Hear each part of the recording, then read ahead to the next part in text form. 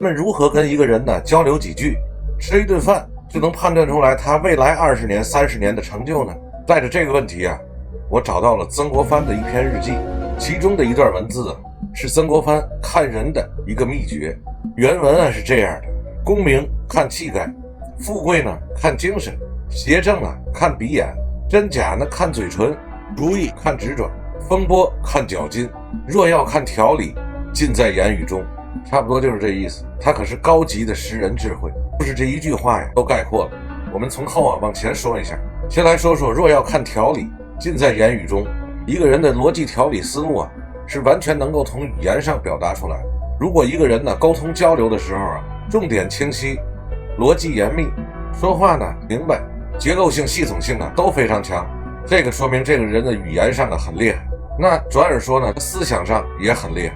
实际上这样的人做事儿是不是也差不到哪儿去这若要看条理，尽在言语中呢？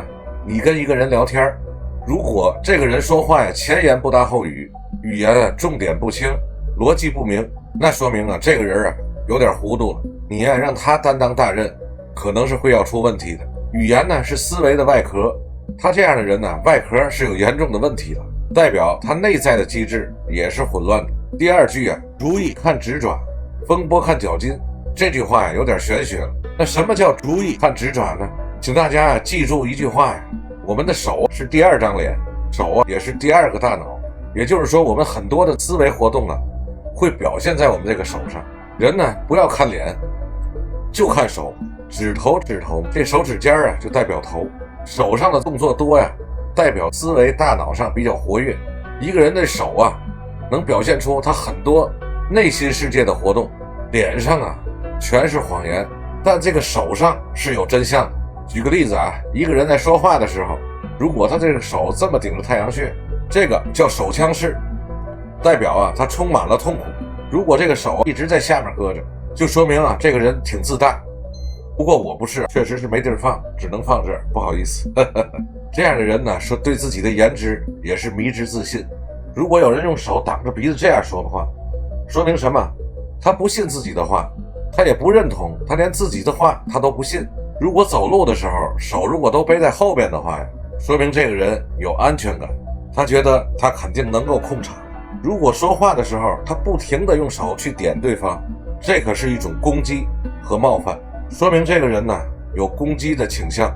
你看咱们的手是不是第二张脸？手上有很多动作，如果把手这么架起来，这个叫什么？这叫搭宝塔。搭宝塔有一种自我扩张的这么个用途，能够增加自己的权威性。但是如果他是反复的总这样搭宝塔，那就证明这个人的权威性不是特别足，自己有点心虚。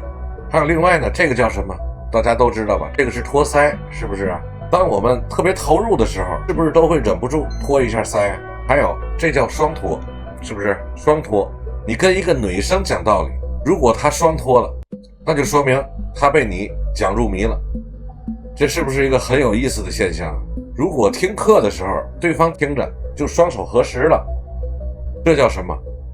膜拜，说明他已经走心了，已经认可你了，觉得你说的太有道理了。如果听课的时候你发现他在底下不断的玩一些小东西，或者说桌子上做一些无关紧要的小动作，或者手里不断的在转笔，配合着又在颤腿，这代表不耐烦，说明他很焦虑，他已经不愿意听这种内容了，他不愿意这个场了，他想改观一下，想马上就撤离。所以在这提醒大家领导跟客户交流的时候，手要安安静静的放在桌子上，不要随便摆弄东西，否则的话会引起对方的负面情绪，还有负面的判断。我们判断一个人的内心世界，通过看手就能完全看到他的第二张脸。那风波看脚筋又是什么意思呢？那就是说在中国的传统文化里，认为走路的姿态能够预示一个人的处事过程。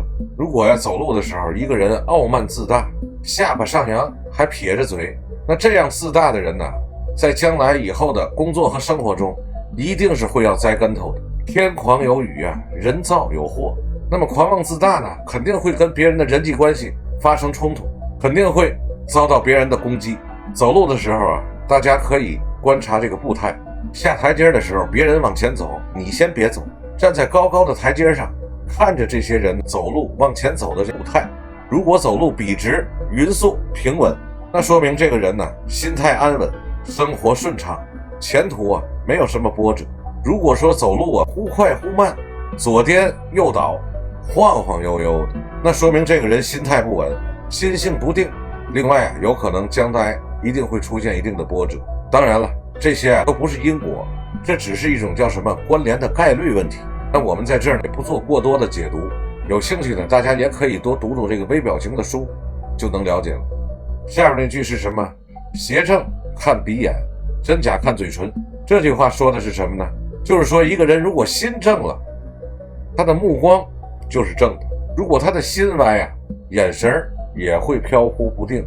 我们通过一个人的眼神呢，可以看到他的内心世界。一个人在说谎的时候，他是不敢看着你的眼睛的。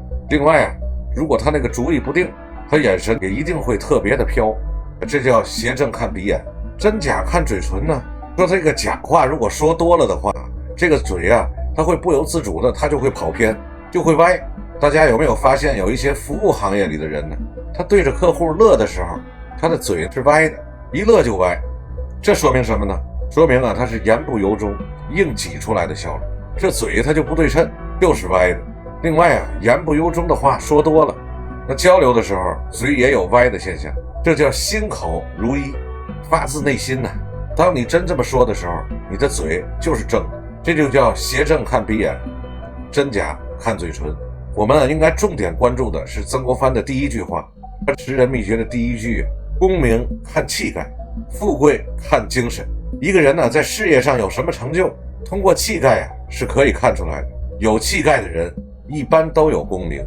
那一个人在财富上的成就呢，通过精神上面可以看出来。有精神的人必定他的财富也不会少。那什么是气概呢？就是心态稳。什么叫精神呢？也就是能量足能量足的人，他的富贵就长久；心态稳的人，他的功名就长久。你呢，如果认识一个体制内的一个公务员的话，你判断一下，在各种挑战、各种压力的面前，在职场的起落沉浮面前，这个人心态稳不稳？如果这个人的心态稳定、积极乐观、非常阳光，那么他的前途自然也就不可限量。功名呢，主要是看心态。那如果你遇到一个企业家，面对挫折、挑战、压力、产品开发、维护客户关系，白天开会，晚上应酬，回来还得熬夜，焦虑，睡不着觉。在这样巨大压力的情况下，你看看这个人第二天还能不能神采奕奕、精气神十足的来上班？如果整个人都是懒洋洋、萎靡不振的，那恐怕他这个富贵之路也就不会长久了。所以曾国藩的这句话，用我们现代的话来说呢，就是能量足，心态稳，温和坚定，可以忍。